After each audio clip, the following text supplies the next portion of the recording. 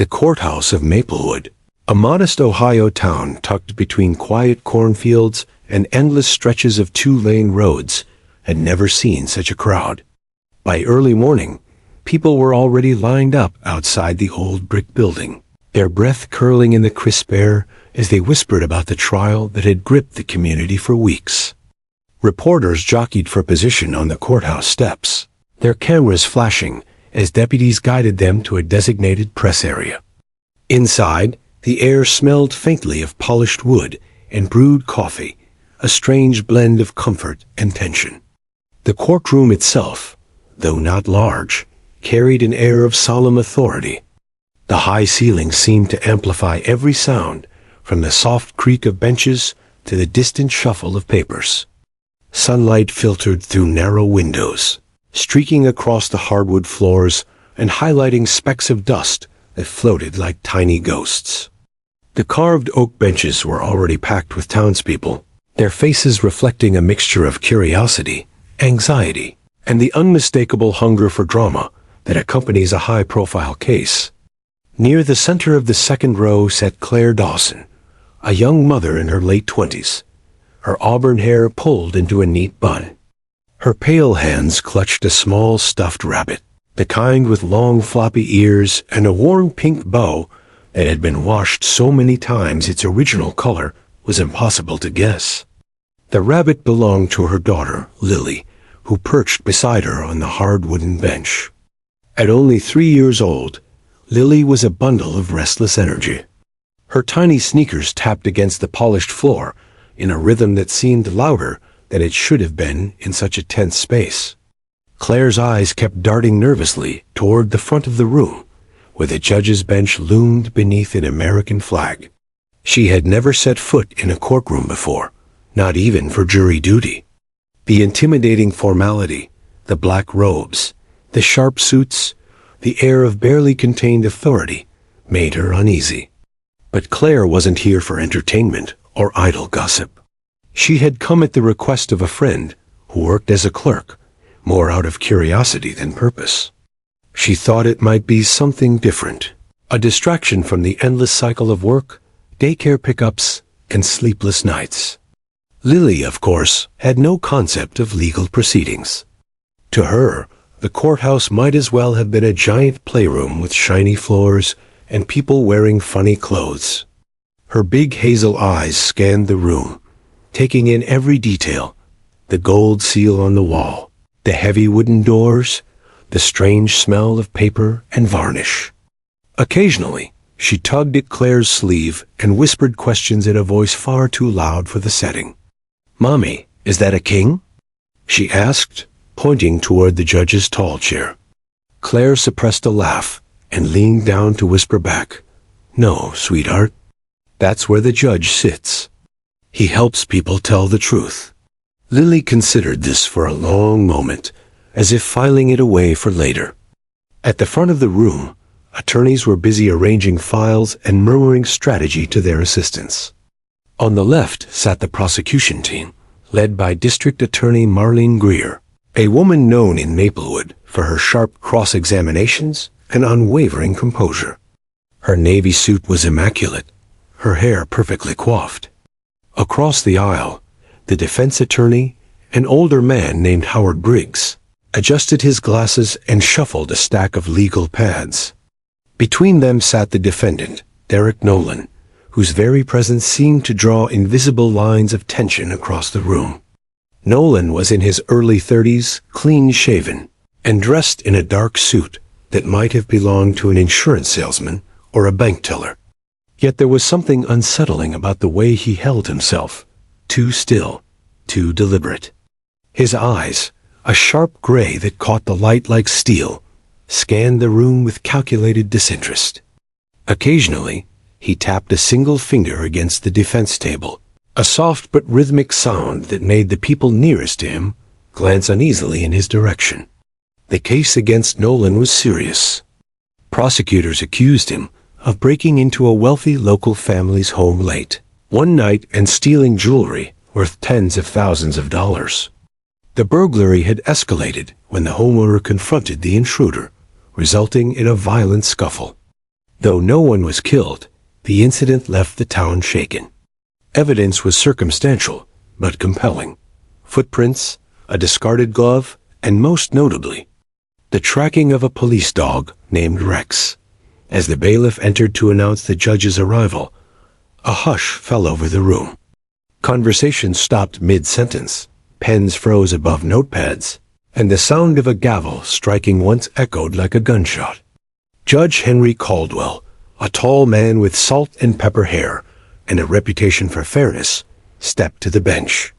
His black robe swished slightly as he settled into the high-backed chair. "This court will now come to order," he declared, his deep voice carrying to the farthest corner of the room. Claire instinctively pulled Lily closer, hoping the little girl would stay quiet. Lily squirmed, whispering, "Mommy, why is everyone sitting so still?" "Because we have to listen," Claire whispered back.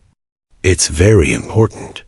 Lily nodded, though her curious eyes continued to dart around like tiny searchlights. The first witnesses of the morning were routine: a forensic analyst, a patrol officer, a neighbor who claimed to have heard noises the night of the burglary. Their voices droned through the courtroom, each fact carefully placed like bricks in a wall of evidence.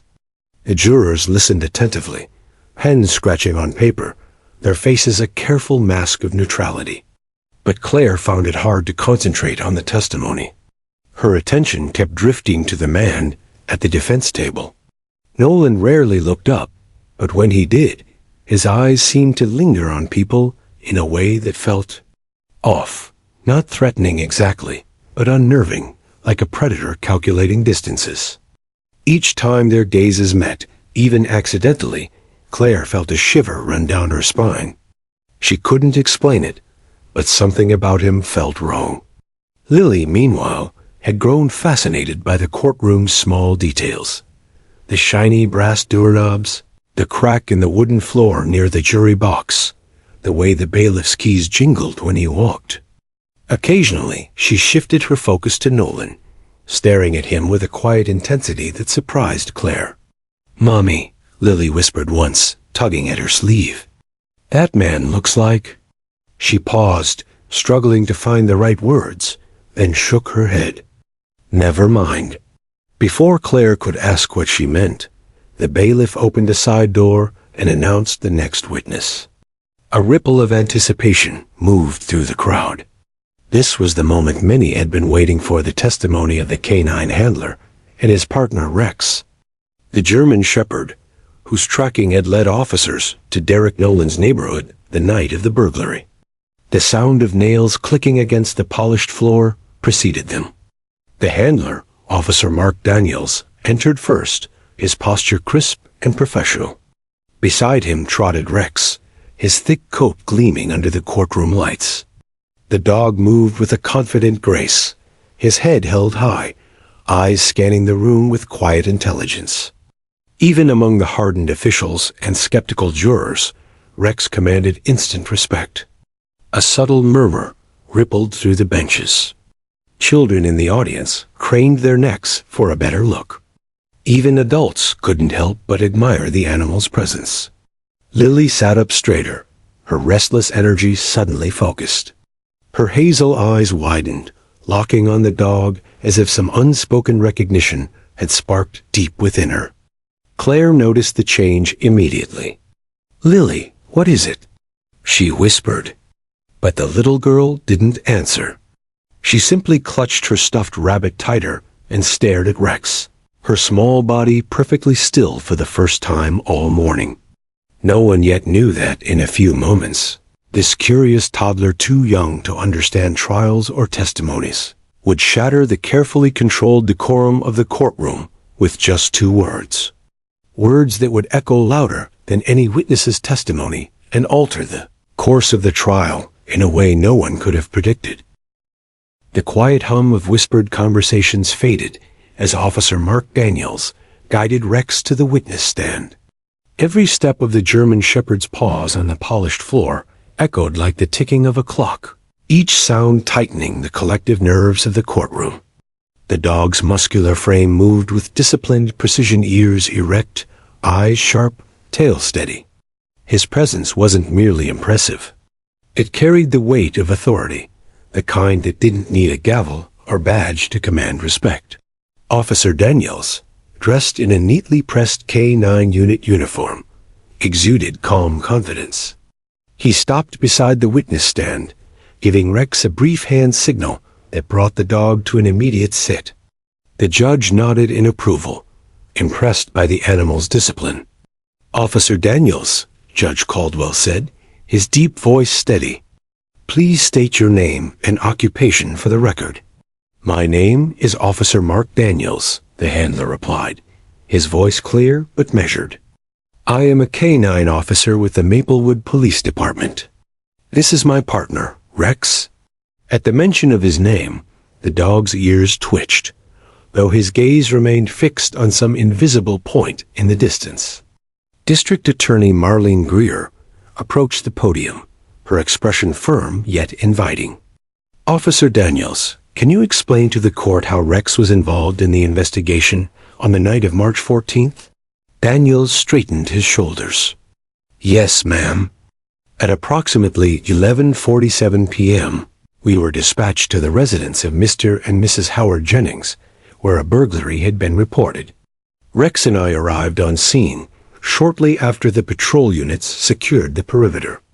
After assessing the area, I deployed Rex to track the suspect's scent using an item left behind at the scene, a discarded leather glove." The jury leaned forward almost as one, their pens poised over notepads. Daniels continued, describing in careful detail how Rex picked up the trail and led officers through a series of backyards, over a chain-link fence, and eventually to an abandoned shed on the east side of town. There, officers found evidence linking the suspect to the burglary, a torn piece of fabric matching the homeowner's description of the intruder's clothing, and a set of muddy footprints consistent with the size and tread pattern of shoes later recovered from the defendant's apartment. "Was anyone present in or near the shed when you arrived?" Greer asked.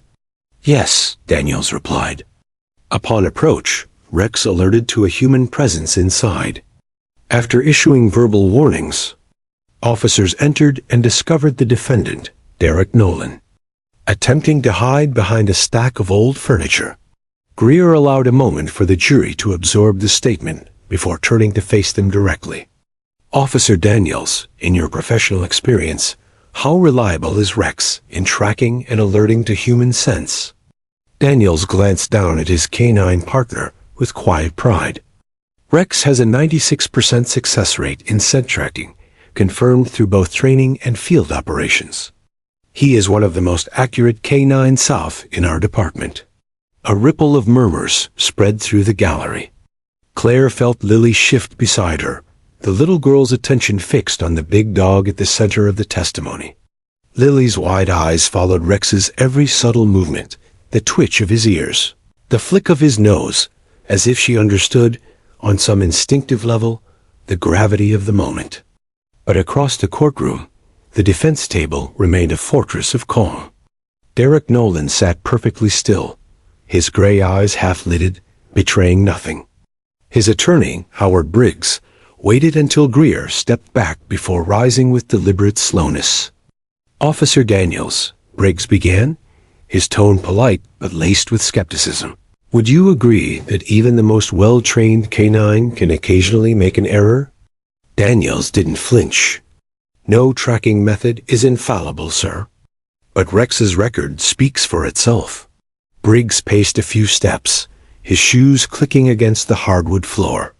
"Is it possible," he pressed, "that environmental factors such as wind, humidity, or contamination of the scent trail could lead to a false alert?"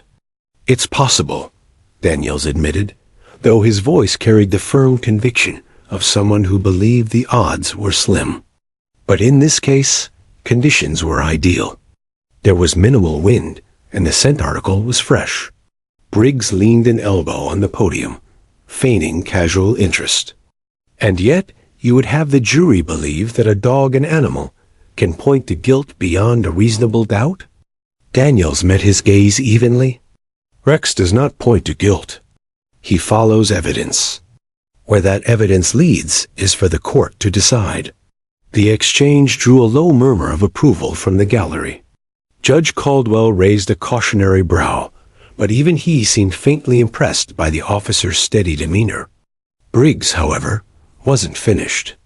"Officer Daniels," the attorney said, adjusting his glasses, "you mentioned that the suspect was found in an abandoned shed. Did my client offer any explanation for why he was there?" "He claimed he was looking for shelter," Daniels said. "And is that, in itself, a crime?" "No," Daniels admitted. Briggs smiled faintly and turned toward the jury, letting the implication hang in the air. If Nolan had simply been seeking shelter, the presence of evidence might be circumstantial. The defense attorney returned to his seat with a small nod, satisfied that he had planted seeds of doubt. Claire shifted uncomfortably on the bench. The back and forth felt like watching a chess game where every move carried hidden meaning. She glanced at Nolan, who still sat with unnerving stillness. For a brief second, their eyes met. Something cold flickered in his gaze, like a shadow moving across steel. Claire quickly looked away, her pulse quickening. Beside her, Lily tugged at her sleeve. "Mommy," she whispered, her small voice barely audible over the quiet hum of the courtroom. "That man is scary." Claire pressed a finger to her lips, glancing nervously toward the defense table. "Baby. We have to be quiet." "But Mommy," Lily insisted, her eyes fixed on Nolan, "I saw him before." The word sent a chill down Claire's spine. She turned to face her daughter, searching for clarity in the child's expression. "What do you mean you saw him?" She whispered back. Lily frowned, struggling to articulate her thought. "Outside. The night we had the scary sound in the yard. He was there." Claire's breath caught. Weeks earlier, Lily had woken screaming about a man in the dark. Claire had dismissed it as a nightmare, a child's imagination running wild. Now, sitting in the crowded courtroom, her daughter's innocent observation felt anything but imaginary. Before Claire could respond, the judge called for the next witness. But instead of a human, the star of the moment was Rex himself. Officer Daniels gave a quiet command, and the German shepherd rose gracefully to his feet. The handler explained that Rex would demonstrate a scent recognition, exercise an illustrative example of his tracking capabilities. The bailiff brought forward a sealed bag containing a personal item from the crime scene. Daniels held it briefly near Rex's nose, then gave a sharp command. Instantly, the dog's posture changed, muscles taut, eyes scanning the room. His nose twitched as he began to move in deliberate circles, as though assembling an invisible puzzle of scents. Spectators leaned forward, captivated. Claire felt Lily stiffen beside her, tiny fingers tightening around the stuffed rabbit. The dog's movements were mesmerizing precise, confident, almost surgical. When Rex suddenly stopped and fixed his gaze toward the defense table, a collective gasp rippled through the room. Derek Nolan didn't move, but for the first time, a faint flicker of something irritation, perhaps fear, crossed his face. His attorney shifted uncomfortably, clearing his throat. "Objection," Briggs said quickly, rising to his feet. "This so-called demonstration is prejudicial and irrelevant." "Overruled," Judge Caldwell said, though his voice carried a note of caution. "The jury will disregard any implications beyond the purpose of demonstration." But the damage was done. Everyone in the courtroom had seen it, the way Rex's instincts drew him unerringly toward the accused. And though the judge's instructions were clear, the image of the dog stopping before Derek Nolan settled into the minds of the jurors like a stone dropped into still water. Claire felt Lily's small hand clutch hers tightly. The child leaned closer, her voice barely a breath. "Mommy," she said again, eyes wide and unblinking, That's the bad man. Claire's heart skipped. Her daughter's words were simple, almost too simple. But in that moment, with the German shepherd standing silently alert, and the defendant sitting frozen beneath the weight of countless stares, they carried a gravity far beyond their childish clarity. No one else heard Lily yet. But soon, the quiet power of her recognition would erupt into a revelation that neither the defense, the jury, nor the law itself could easily dismiss. The courtroom exhaled in a hushed sigh after the K-9 demonstration concluded. Jurors scribbled notes, reporters hunched over keyboards, and the audience murmured in whispers, so faint they sounded like the rustling of dry leaves. Judge Caldwell called for a short recess, but even the sound of his gavel couldn't fully restore order.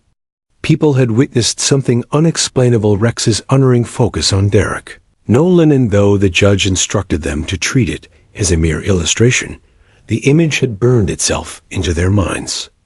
Claire Dawson shifted uneasily on the wooden bench, her legs stiff from sitting too long. Her 3-year-old daughter, Lily, sat beside her, swinging her short legs as if she were on a playground swing rather than in the middle of a tense trial.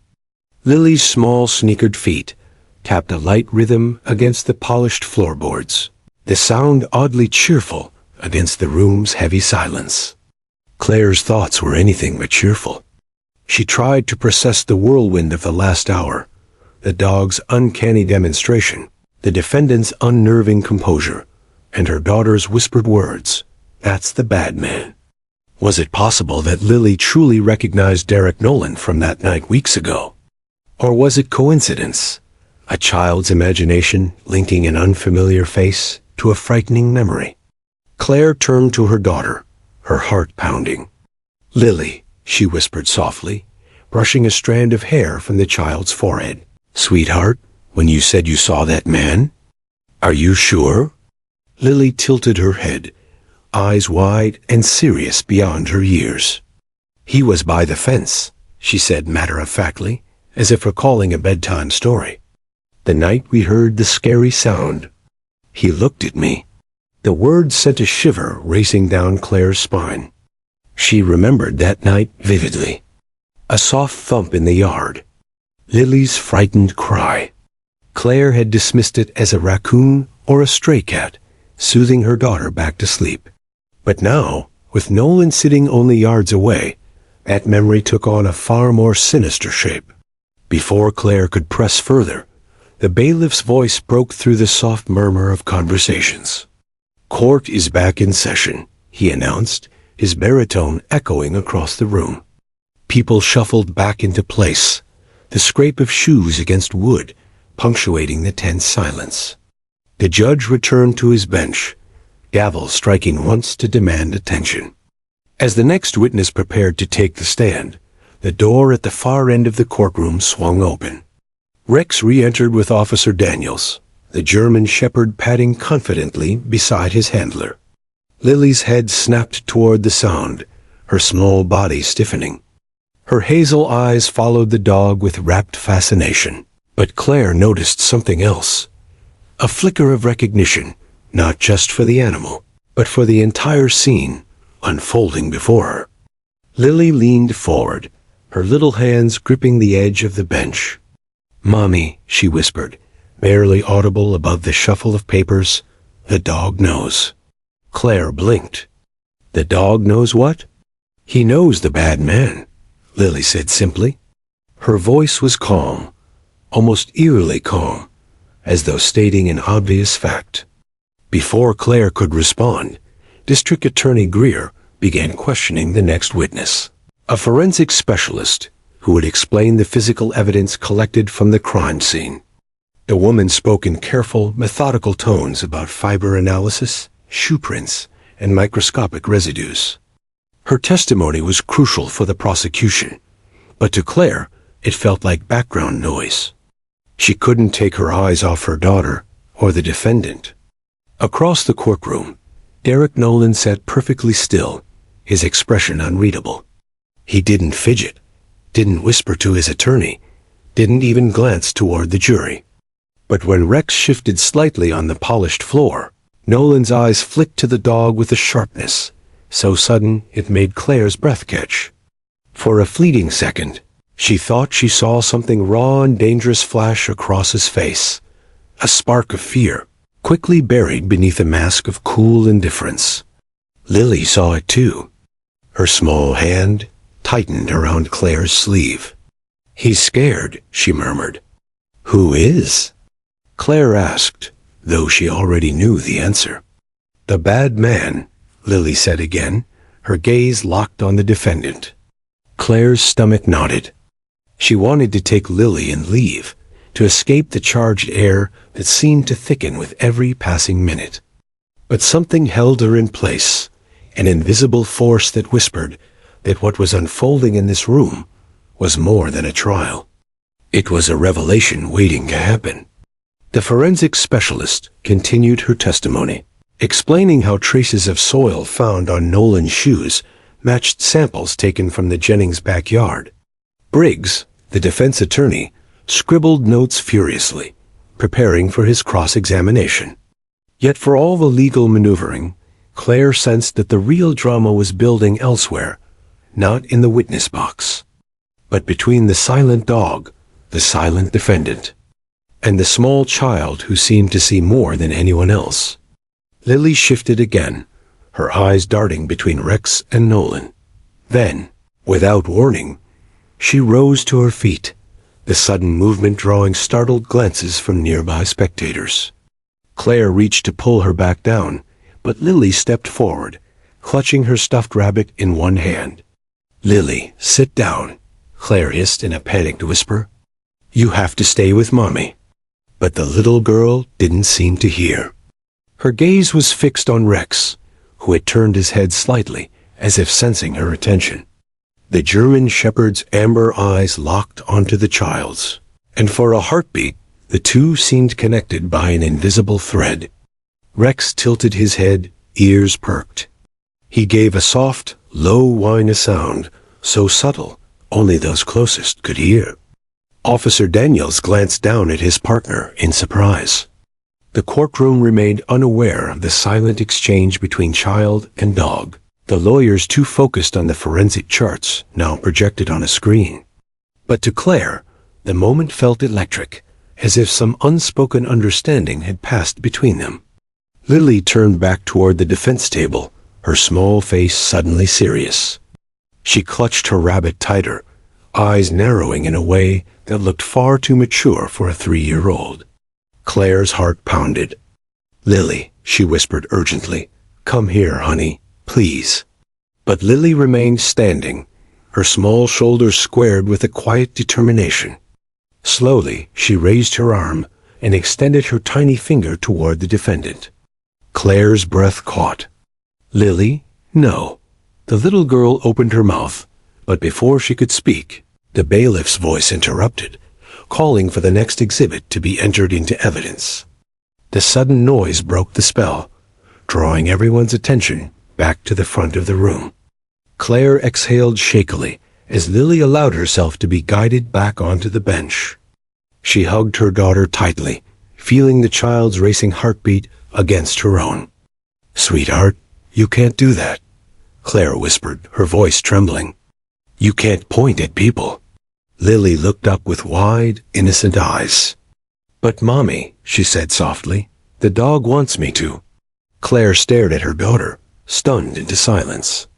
She wanted to dismiss the words as childish fantasy, but something about Lily's calm certainty chilled her to the bone. Across the room, Rex settled back at Officer Daniels' feet, his gaze once again locked on the defendant. Nolan sat motionless, but a faint muscle twitched along his jaw. If he felt the weight of those small, watchful eyes, both human and canine, he gave no outward sign. Yet for the first time since the trial began, his composure looked less like confidence, and more like the brittle shell of a man who sensed the walls closing in. The recess bell rang, startling everyone. People stood, stretching stiff legs, and muttering about coffee and fresh air.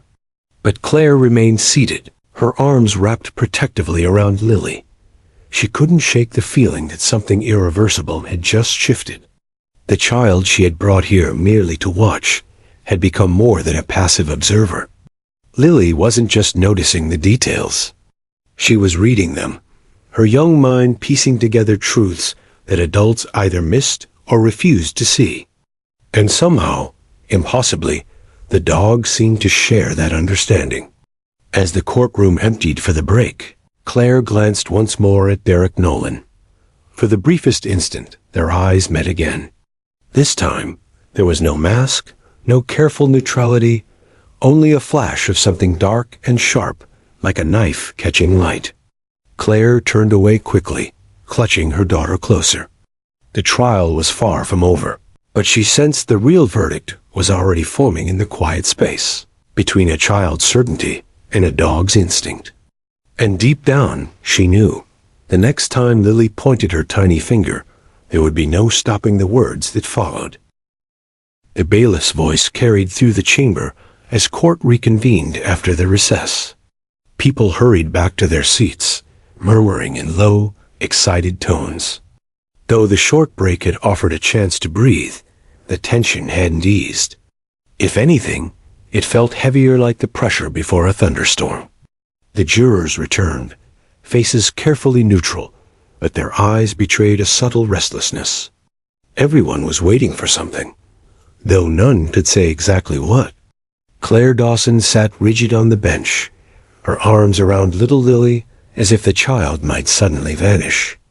Lily, unfazed by the charged atmosphere, clutched her stuffed rabbit and swung her legs lightly, humming a tune only she seemed to know. Claire envied her daughter's calm. For Claire, the courtroom now felt less like a hall of justice and more like a loaded trap, each word and gesture pulling everyone closer to an unseen trigger. Judge Caldwell took his seat, the gavel striking once. "Court is now back in session," he announced, his voice echoing against the high ceiling. "District Attorney Greer, you may proceed." Greer rose with the quiet confidence of a seasoned prosecutor. "Your Honor, the state calls Officer Mark Daniels back to the stand." A ripple of anticipation moved through the gallery. Once again, the side door opened, and Officer Daniels entered with Rex at his side. The German Shepherd's nails clicked steadily against the polished floor, each sound sharp as a metronome. He walked with the same measured grace as before, head high, amber eyes scanning the room as if cataloging every face. The air seemed to tighten with his arrival. Claire felt Lily straighten beside her. The little girl's humming stopped mid-note. Her hazel eyes fixed on the dog with laser-like focus, and her small fingers tightened around the rabbit's floppy ear.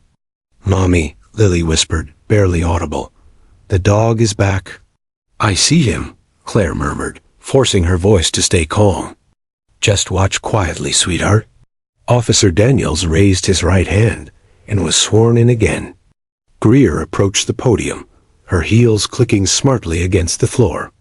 "Officer Daniels," she began, "before the recess, you described how Rex tracked the suspect from the crime scene to the abandoned shed where the defendant was found. I'd like to follow up on the reliability of canine alerts." Daniels nodded. "Yes, ma'am?" The questioning resumed, a careful dance of technical terms and measured answers. Daniels explained how Rex's alerts were trained to indicate scent matches, and how his signals pausing, lowering his body, or barking were interpreted. The jurors listened intently, pens scratching across their notepads. It was compelling testimony, but to Claire it felt strangely muted, as though the courtroom itself was holding its breath for something beyond the legal details. Lily shifted restlessly. "Mommy," she whispered again, tugging at Claire's sleeve. "She," Claire cautioned, glancing nervously toward the judge. But Lily's small body quivered with an urgency Claire hadn't felt before. The child's eyes darted between Rex and the man at the defense table, Derek Nolan. Nolan sat as he always had, still, composed, unreadable. Yet Claire couldn't shake the sense that the atmosphere around him had changed. Maybe it was the way he avoided looking directly at Rex, or the faint tension in his jawline. Whatever it was, it felt like a shadow creeping across the floor. Officer Daniels continued describing the events of that night, the midnight call, the glove found near the Jennings back door, the faint scent trail through damp grass and over fences. As he spoke, Rex shifted slightly, his gaze sweeping across the gallery. When the dog's amber eyes settled briefly, but unmistakably on Derek Nolan, a low murmur stirred through the room. Lily gasped softly. Her small hand shot out, gripping Claire's sleeve with surprising strength. "Mommy," she said, voice trembling but clear, "he's the bad man."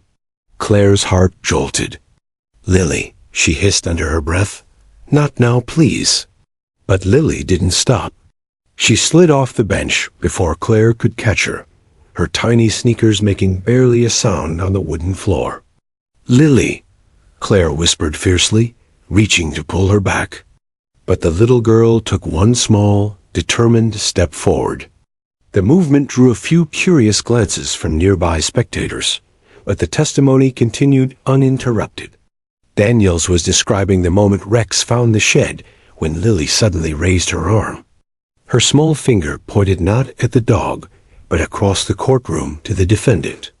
The motion was subtle at first. Then the child's voice, high and clear, cut through the hushed chamber. "Bad man?" The words were simple, almost gentle, but they landed like a thunderclap. Conversations halted. Pens froze mid-scratch. The jurors' heads snapped toward the sound. Even Judge Caldwell paused, his gavel hovering in midair. "Bad man?" Lily repeated, louder this time, her voice ringing against the paneled walls. The courtroom erupted in a wave of startled gasps. A reporter dropped a pen. Someone near the back stifled a nervous laugh. Claire's breath caught in her throat as she lunged forward, scooping Lily into her arms. "Your Honor." The defense attorney barked, leaping to his feet.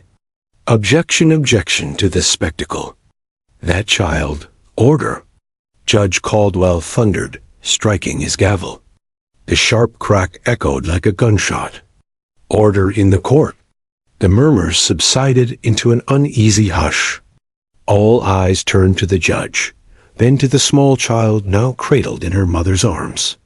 Lily, undeterred by the commotion, clutched her stuffed rabbit and looked directly at Derek Nolan.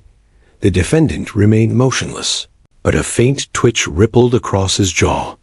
His eyes, usually dull and cold, flashed with something sharp anger, perhaps fear before returning to their practiced neutrality. Claire's cheeks burned as she tried to steady her trembling voice. "I'm so sorry, Your Honor," she said quickly. "She doesn't understand. She's only 3. The judge held up a hand, his stern gaze softening slightly as he looked at the child. "Mrs. Dawson, please take your seat. The jury will disregard the outburst." His words were firm, but the flicker of curiosity in his eyes betrayed a different truth. It would be impossible to unhear what everyone had just heard. Claire lowered herself back onto the bench, holding Lily close. She could feel the child's heartbeat, fast but steady, against her chest. "Mommy," Lily whispered, her voice barely audible now. "The dog knows too." Claire blinked, momentarily speechless. She turned to look at Rex.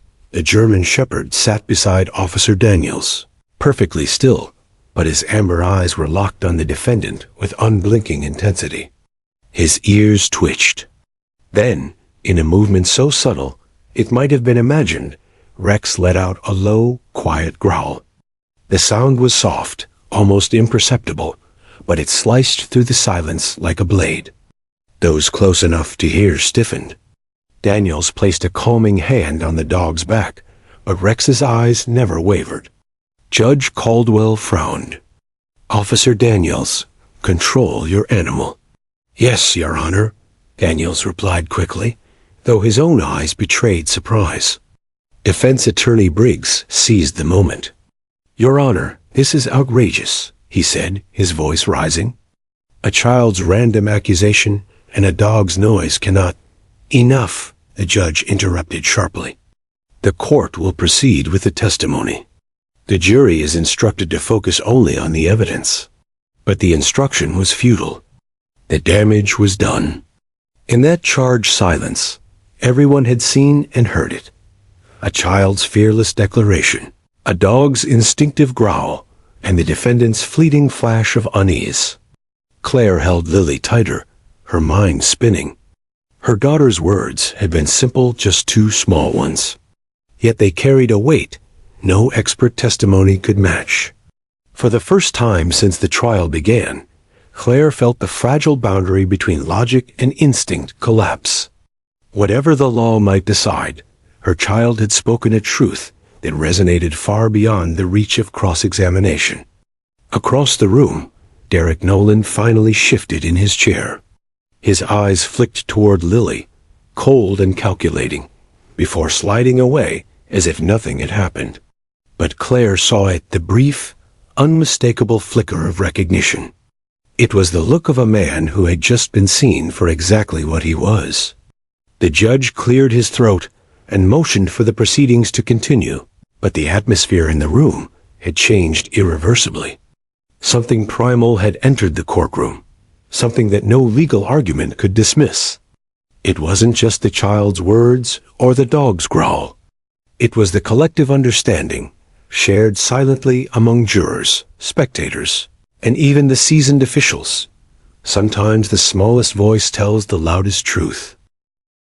For a full 10 seconds, the courtroom remained frozen, as if someone had pressed pause on reality. The tick of the old wall clock became thunderous in the silence.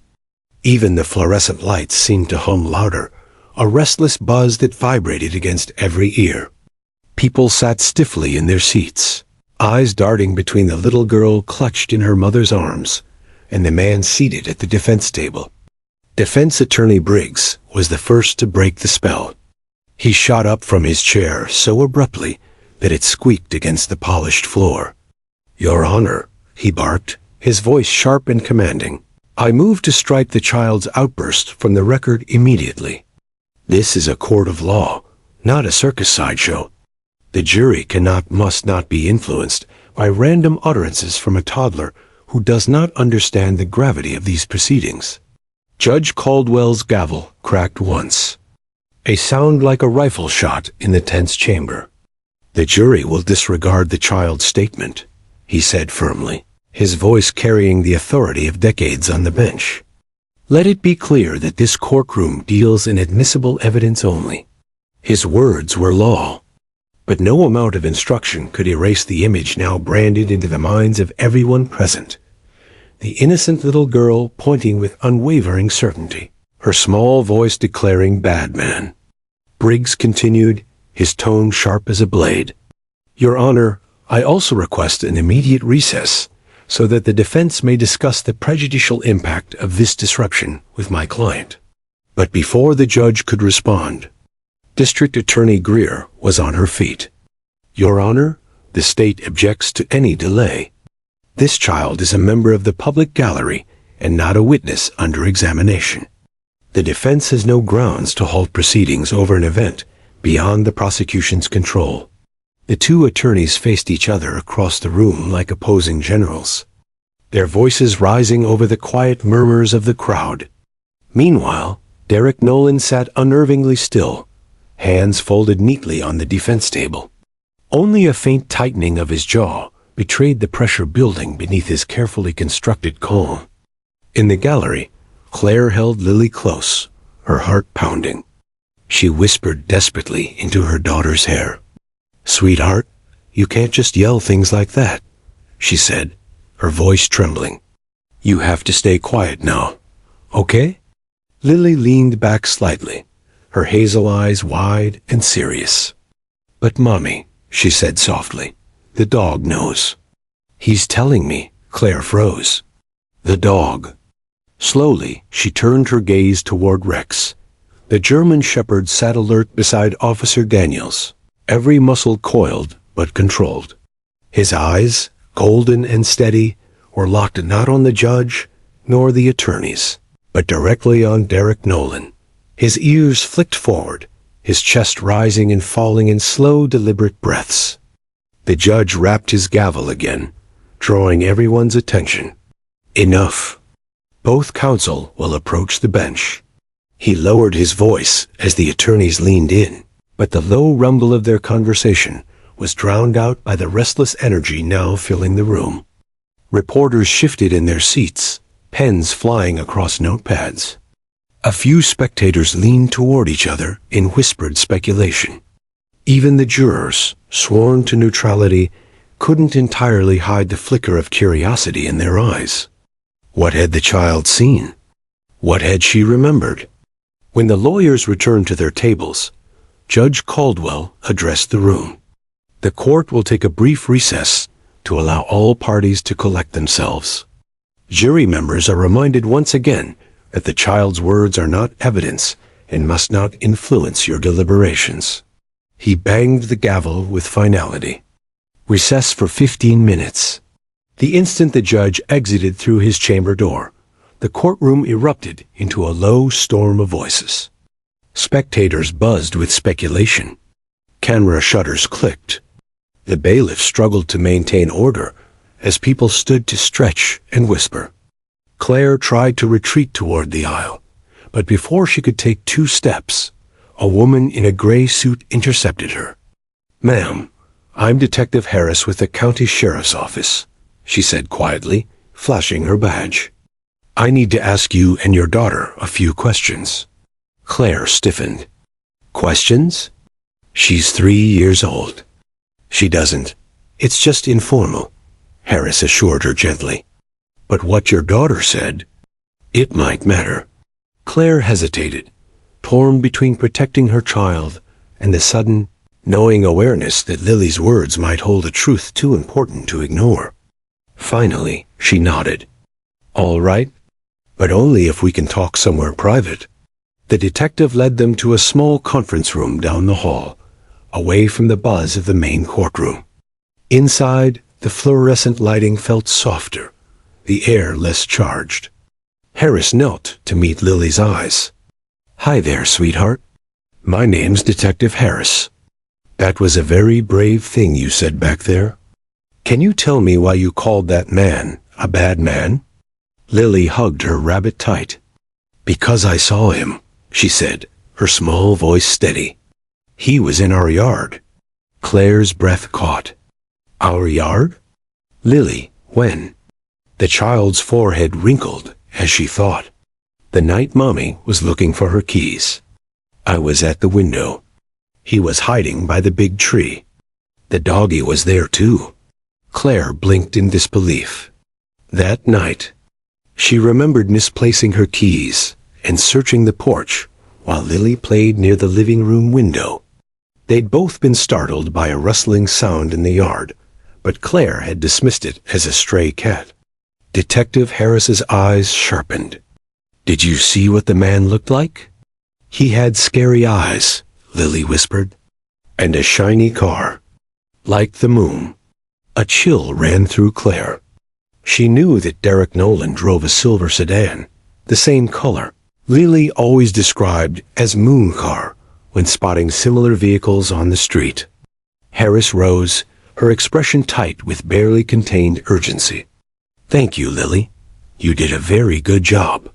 Turning to Claire, she lowered her voice. "Ma'am, we need to follow up on this immediately. I'll have an officer escort you back to the gallery, but please don't leave the courthouse without speaking to me again." Back in the main courtroom, the atmosphere had shifted in subtle but undeniable ways.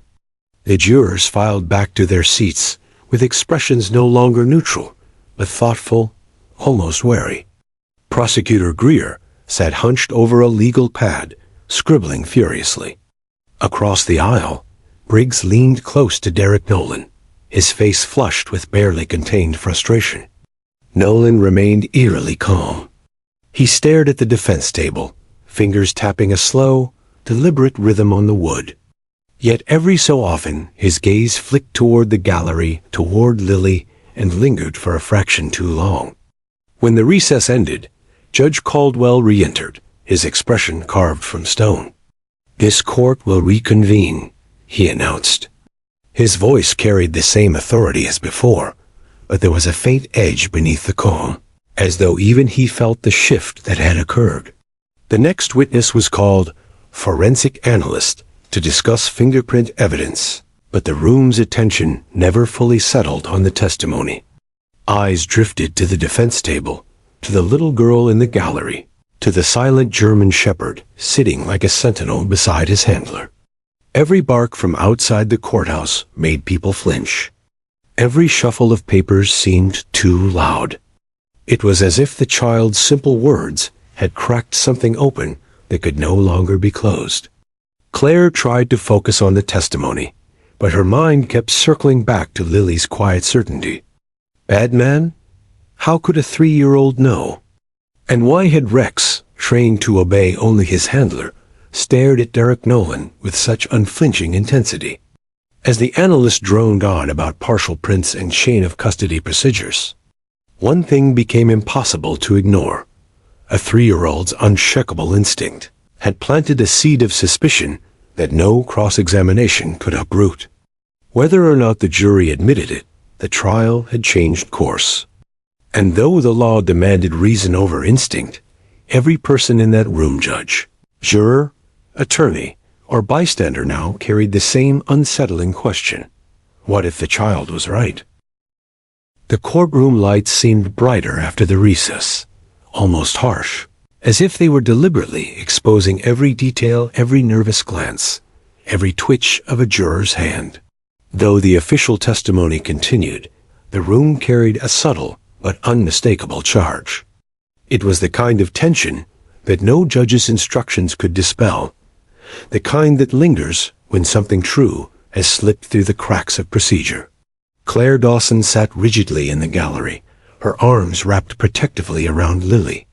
The little girl had fallen silent again, humming softly to her stuffed rabbit, as if nothing unusual had happened. To the untrained eye, she was just a restless toddler. But to Claire, and to the few who had heard her whispered words in the hallway, Lily was now something far more significant. A witness who didn't even realize the power of what she remembered. Detective Harris watched from the back row, her sharp eyes flicking between the child and the defense table. Derek Nolan sat where he always sat, stoic, unyielding, but there was a new edge to his composure. He tapped one finger against the table, slow and deliberate, a small movement that betrayed a churning mind. His attorney leaned close every few minutes, whispering urgently, but Nolan's responses were short, clipped as if he were too preoccupied to care. On the stand, the forensic analyst droned on about chain of custody procedures for the glove recovered at the crime scene. The evidence was solid enough. Fibers matched the defendant's jacket, and a partial fingerprint suggested a high probability of a match. Yet somehow, after the explosive interruption by a 3-year-old, even this scientific certainty felt secondary.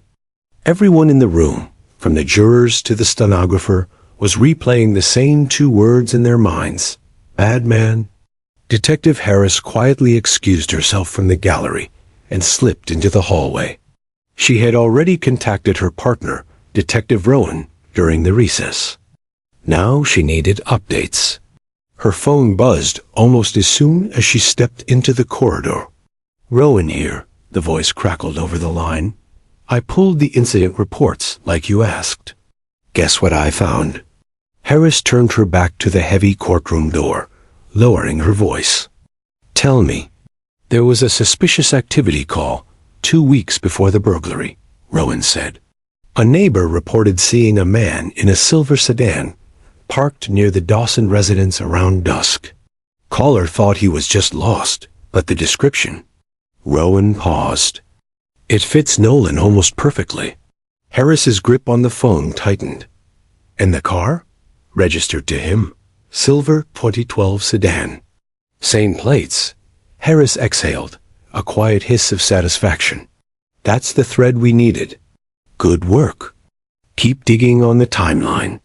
I'll stay in the courtroom in case we get another surprise." She pocketed her phone and returned to the gallery, her mind racing. If the neighbor's sighting lined up with the night Lily described, the little girl might have seen Nolan casing the house long before the burglary occurred. But why would a 3-year-old remember something adults dismissed? Children notice what others overlook, especially when fear stamps a memory deep into the mind. Back inside, Claire felt Harris slide into the bench behind her. The detective leaned forward, speaking in a low, reassuring tone. "Mrs. Dawson, after court ends today, we'll need a formal statement from you and Lily. I believe what she remembered may connect to an earlier incident." Claire nodded, heart hammering. "She's so young," she whispered. "Are you sure it matters?" "It matters," Harris replied simply. On the stand, the analyst wrapped up his testimony. District Attorney Greer stood to redirect, but her focus kept drifting to the defense table. Something in her prosecutorial instinct told her that the child's words had cracked more than courtroom decorum. They had cracked the case itself. When Greer finished, Judge Caldwell announced another short break. As jurors filed out, Detective Harris seized the opportunity to approach the prosecution table. Her conversation with Greer was quiet but urgent, punctuated by brief glances toward Claire and Lily. After a moment, Greer's eyes sharpened, her jaw setting with resolve. "Officer Daniels," Greer called quietly across the room. The K-9 handler turned. "Can you and Rex remain after the session ends? We may need a controlled demonstration." Daniels nodded without hesitation. "Of course, ma'am." Meanwhile, the defense team huddled tightly around Derek Nolan. Attorney Briggs whispered fiercely, his face flushed with frustration. "Stay calm," Claire overheard him hiss. "The jury can't legally consider that child's words. We focus on the evidence, nothing else. Do not react." But Nolan wasn't entirely still. Claire caught a fleeting glance over his shoulder, quick but unmistakable, aimed directly at Lily. His eyes met the toddler's for barely a heartbeat before sliding away. It was a small thing, yet it made Claire's stomach turn. There was something chilling about the way he looked at her child, not with confusion or amusement, but with a sharp, assessing calculation. Lily, oblivious to the meaning of the stare, hugged her rabbit tighter and whispered to Claire, "Mommy, he knows I saw him." Claire's breath caught. "What do you mean, baby?" "He knows," Lily repeated softly, eyes wide but calm. "The doggy knows, too." Claire hugged her daughter, her mind spinning. How could Lily possibly grasp the complexity of what was happening, yet remain so certain? Children her age often blurred dreams with reality, but this had the unmistakable ring of truth. When court resumed, the next witness was called, a neighbor who lived 2 streets away from the Dawson home. Greer's questions were precise. Had the witness seen any unfamiliar vehicles in the neighborhood in the weeks before the burglary? Yes, the witness replied, she had. A silver sedan, parked beneath the large oak tree near the Dawson property. At dusk, the courtroom stirred. Claire felt the breath leave her body. Lily squeezed her hand. "Did you see anyone inside the vehicle?" Greer asked. "A man," the witness said. "Late 30s, dark hair. I can't swear to it, but—" Her eyes slid toward the defense table. "He looks a lot like the defendant." Briggs objected immediately, claiming the testimony was speculative. Judge Caldwell sustained the objection, instructing the jury to disregard the identification. But the seed had been planted. Claire could almost feel the collective shift among the jurors. They couldn't unhear the description. They couldn't unknow that a silver sedan Derek Nolan's car had been spotted near her house weeks before the crime. As the neighbor stepped down, Rex suddenly stirred beside his handler. The German shepherd's ears pricked, nose twitching as if catching an unseen scent. His amber eyes locked once again on Nolan.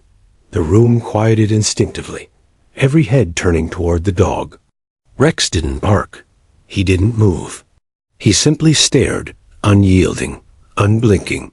Then, as if to underscore a point only he could sense, a low, steady growl rumbled from deep within his chest. It was soft enough to escape judicial reprimand, but loud enough to send a shiver through every spine in the room. Briggs rose halfway to his feet, frustration flashing across his face. "Your Honor," he began. Judge Caldwell cut him off with a sharp gavel strike. "The jury will disregard the animal's behavior. We will proceed." But the instruction felt hollow. The jurors' eyes lingered on Rex long after the gavel fell. Even those trained to rely on reason couldn't ignore the primal weight of a dog's instinct. Detective Harris leaned forward again, speaking just loudly enough for Claire to hear. "Mrs. Dawson," she said, her voice a low promise, "your daughter may have just given us the key to proving premeditation. If Nolan was watching your house before the burglary, that changes everything." Claire swallowed hard. "Does that mean he could be convicted?" "It means," Harris replied, "that justice might finally have a fighting chance." As the day's session drew to a close, the courtroom emptied slowly, the air thick with whispers. Outside, the late afternoon sun slanted through tall windows, casting long shadows across the polished floor. Claire carried Lily in her arms, the child resting her head on her mother's shoulder as if nothing extraordinary had happened. But Claire knew better. In the space of a few hours, her 3-year-old daughter had shifted the direction of a high-stakes trial, not through evidence or legal argument, but through the simple, unshakable clarity of a memory that refused to fade. And somewhere deep inside, Claire sensed that the real battle, the one for truth, for justice, and for her child's safety, was only beginning. The next morning dawned gray and restless, the kind of sky that promised rain but refused to deliver it. The courthouse steps were crowded before the doors even opened. Reporters jostled for position, their cameras and microphones pointed toward the entrance, hungry for a glimpse of the little girl whose voice had rattled a courtroom and captured a town's imagination. Inside, the security lines buzzed with low murmurs, speculation, disbelief, even admiration. Everyone wanted to see what might happen next. Claire Dawson arrived early, holding Lily's small hand with an iron grip. The child, dressed in a pale yellow dress and clutching her ever-faithful stuffed rabbit, hopped along without a care in the world. To her, this was just another morning, another room filled with strangers, and the gentle hum of grown-ups talking. To Claire, it felt like stepping onto a stage where every eye waited for her daughter's next move. Detective Harris met them at the entrance, offering a reassuring nod. "Good morning," she said softly. "You both okay?"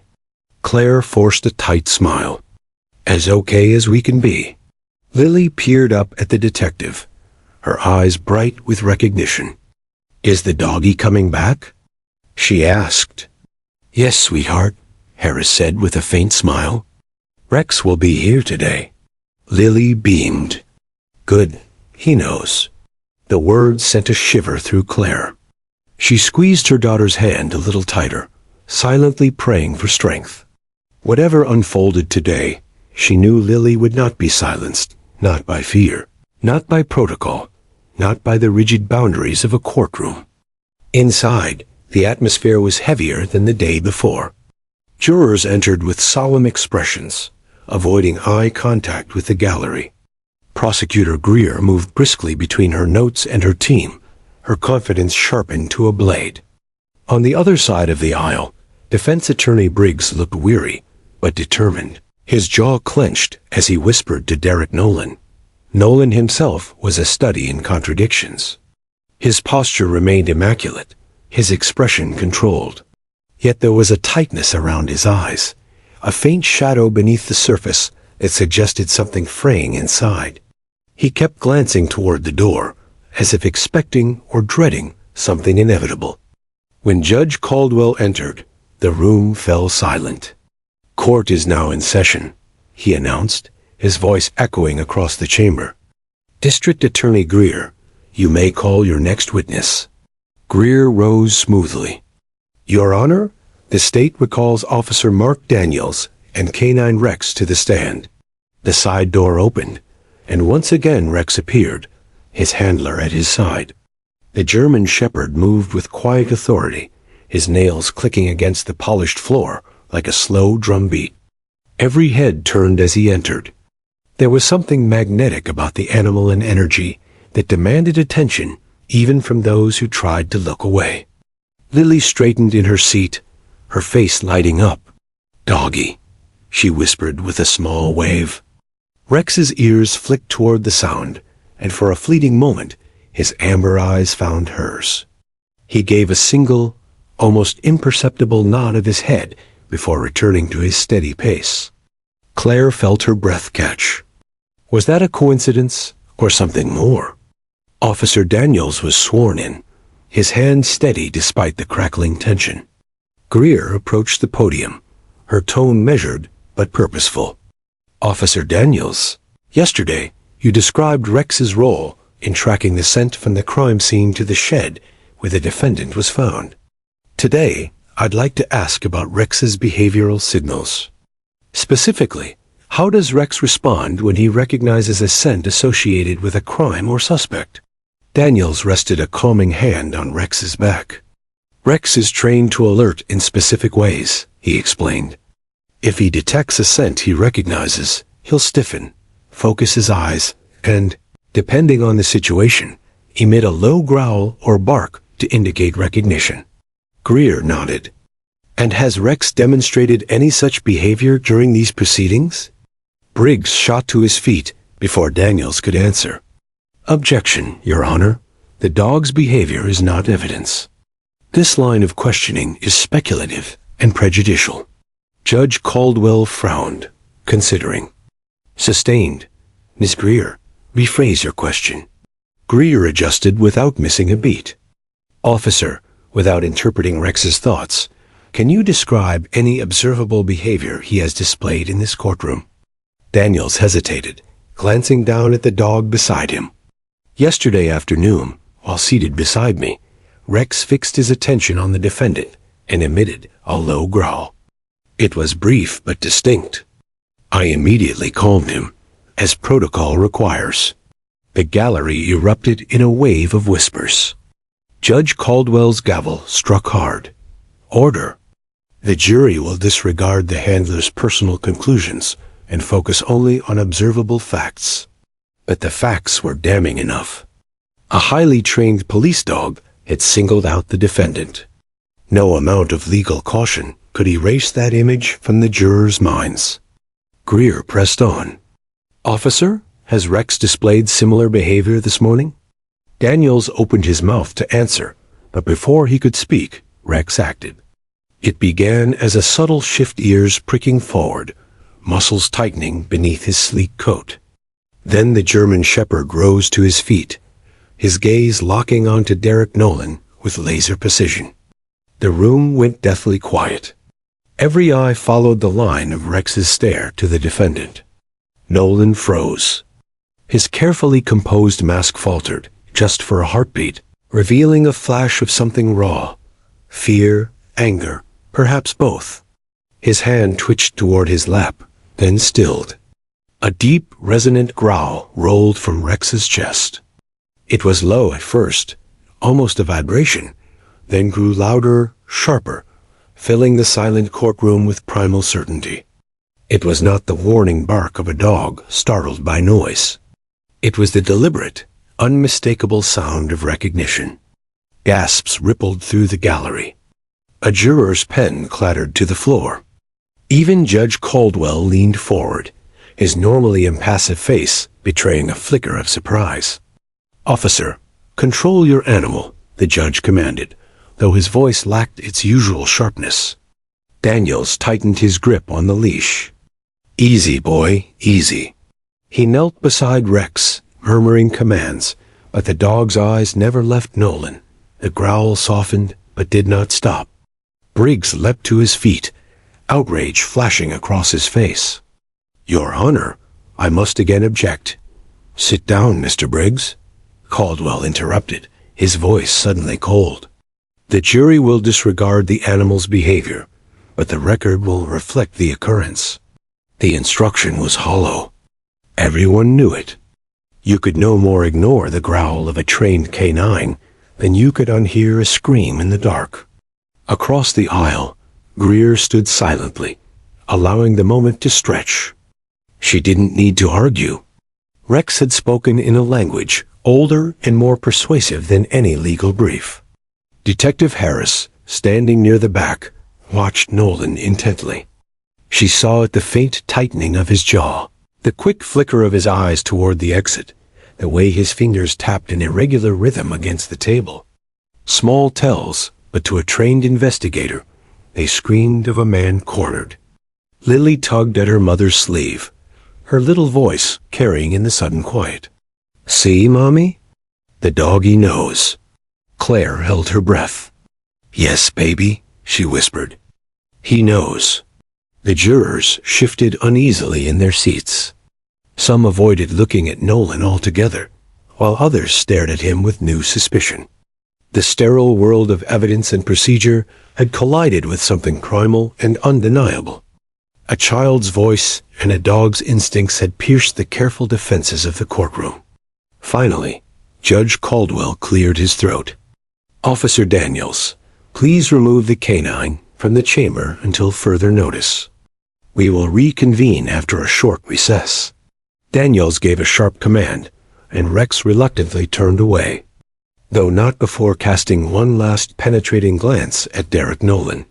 The growl ceased, but the echo of it seemed to vibrate through the walls long after the dog had disappeared through the side door. As people began to stir, Claire caught a fleeting expression on Nolan's face, something dark and dangerous, like a shadow sliding across the sun. It was gone in an instant, replaced by the familiar mask of calm. But Claire knew what she had seen. Beside her, Lily rested her head on her mother's shoulder, suddenly sleepy after the excitement. "It's okay now," she murmured, her voice soft and certain. "The doggy told them." Claire kissed the top of her daughter's head, her heart pounding. Rex hadn't spoken a single word, but his message had been unmistakable. The walls around Derek Nolan were closing in, and everyone in that courtroom could feel it. Outside, the clouds finally broke, releasing a light, cold rain that tapped against the courthouse windows. Inside, the storm was just beginning. The courtroom hummed like a restless hive when the recess ended. Rain streaked the tall windows, dimming the midday light and casting silver reflections across the polished wooden floor. Reporters scrambled to reset their cameras. Jurors returned to their seats with quiet, tense expressions, each one carrying the weight of the morning's startling events. The echoes of Rex's low growl still lingered in the minds of everyone, present, a sound that seemed to vibrate in their very bones. Claire Dawson guided little Lily back to their bench, her heart hammering beneath her blouse. The 3-year-old clutched her stuffed rabbit and swung her legs, blissfully unaware of the legal storm she had helped unleash. Claire smoothed her daughter's hair with trembling fingers. "Almost over, sweetheart," she whispered, though she wasn't sure if she was trying to reassure Lily or herself. Across the aisle, Derek Nolan sat rigid, his shoulders square, but his face tight. Gone was the smug composure that had carried him through the early days of the trial. His lawyer, Briggs, leaned in close, whispering urgently. Nolan nodded without looking at him, his eyes darting toward the jury box, then to the door where Rex had exited only minutes earlier. The memory of the dog's relentless stare still haunted the room, and Nolan's thin facade. Judge Caldwell entered and called the court back to order. "The court reminds all present," he began, "that a canine's behavior is not evidence and must not be considered as such. The jury is instructed to base its deliberation solely on the testimony and exhibits presented." His eyes swept the room, but even his firm tone couldn't erase the memory of the dog's growl. It was like asking the tide to retreat. Prosecutor Dana Greer rose slowly, adjusting her blazer with deliberate calm. "Your Honor," she said, "the state requests to recall Detective Harris to the stand for new testimony." Overnight, investigators re-examined a crucial piece of evidence based on revelations made during yesterday's proceedings. Briggs stood immediately. "Objection, Your Honor. This is highly irregular." "Overruled," Caldwell said, barely glancing at him. "Proceed, Ms. Greer." Detective Harris approached the witness stand with measured confidence. After being sworn in, she turned to the jury, her voice steady. "Yesterday, Ms. Dawson testified that her daughter Lily saw a man near their property several weeks before the burglary. At the time, the description was too vague to pursue. Following that revelation, we reviewed surveillance footage from nearby businesses on the night of the crime. We discovered a partial plate match to a silver sedan registered to the defendant, Derek Nolan. A ripple of murmurs swept through the courtroom. Briggs shifted in his seat, scribbling frantic notes. "Furthermore," Harris continued, "new analysis of the scent trail, followed by canine Rex, shows it originated at a location less than a block from the Dawson residence. This suggests the suspect may have been surveilling the home prior to the burglary." Briggs shot to his feet. "Your Honor, the defense was not given adequate notice of this so-called new analysis. I move to strike." Judge Caldwell raised a hand. "Motion denied. The detective's testimony stands. The defense will have the opportunity to cross-examine." The jurors leaned forward, their faces a mixture of intrigue and unease. Greer allowed the silence to settle before stepping closer to the stand. "Detective Harris, to your knowledge, was anyone else besides the defendant known to own a silver sedan matching that description?" "No, ma'am," Harris replied. "The registration and vehicle identification number match only one person, Derek Nolan." Greer nodded, then addressed the jury directly. "Members of the jury, the testimony you've just heard supports what the state has argued from the beginning. The defendant did not happen upon this crime scene by chance. He planned it. He watched the victim's home. And thanks to the keen instincts of canine Rex and the unexpected courage of a child, his plan has unraveled." Briggs rose for cross-examination, but his once slick confidence faltered. He questioned the reliability of scent tracking, the timing of the video review, the potential for contamination of evidence. Yet each objection, each hypothetical, seemed weaker than the last. The jurors listened politely, but without conviction. The defense's wall of doubt was crumbling. Then, as if sensing the shifting tide, Derek Nolan suddenly leaned forward. "This is ridiculous," he muttered loudly enough for several jurors to hear. "You're all chasing ghosts." Briggs grabbed his arm. "Derek, stop." But Nolan wasn't finished. He stood abruptly, his chair scraping the floor with a harsh screech. "That dog doesn't know anything. It's all a setup. You think a mutt can decide a man's fate?" The courtroom erupted in startled gasps. Judge Caldwell pounded his gavel. "Mr. Nolan, sit down immediately." Instead of obeying, Nolan's eyes darted toward Claire and Lily. For a fleeting second, his mask cracked completely. There was something dark and dangerous in his stare, a flash of raw anger that made Claire's stomach twist. Lily, oblivious, hugged her rabbit tighter and whispered, "Bad man," under her breath. That was the final spark. Bailiffs surged forward, their movements swift but controlled. One placed a firm hand on Nolan's shoulder. "Sir, you need to take your seat." Nolan jerked away, but finally lowered himself back into the chair. His jaw clenched so tightly, a muscle twitched beneath his temple. The damage, however, was done. Jurors exchanged looks that needed no words. They had seen the defendant's temper, heard his contempt, and felt the menace in his gaze. Judge Caldwell exhaled sharply. "The court will take a brief recess before closing arguments. Bailiffs, escort the jury to the deliberation room." As the jurors filed out, Claire gathered Lily into her arms. The child's calmness was almost eerie. She laid her head on her mother's shoulder and whispered, "The doggy told them already. It's okay." Claire closed her eyes, a tear slipping free despite her efforts to remain composed. In that moment, she realized her daughter's innocent words carried a truth deeper than any courtroom could contain. When the jury returned after deliberation, astonishingly brief, given the complexity of the case, the tension was electric. Judge Caldwell's face was unreadable as he asked the foreperson for the verdict. "We, the jury," the foreperson said clearly, "find the defendant, Derek Nolan, guilty of burglary in the first degree."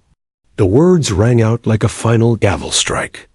Nolan slumped back, his shoulders collapsing as if the fight had drained out of him all at once. Briggs placed a hand on his client's arm, but Nolan didn't respond. The courtroom exploded in murmurs, some triumphant, others stunned. Claire held Lily close, her heart pounding with a mixture of relief and gratitude. Detective Harris approached and crouched to Lily's level, offering a warm smile. "You were very brave, sweetheart," she said softly. "You helped more than you'll ever know."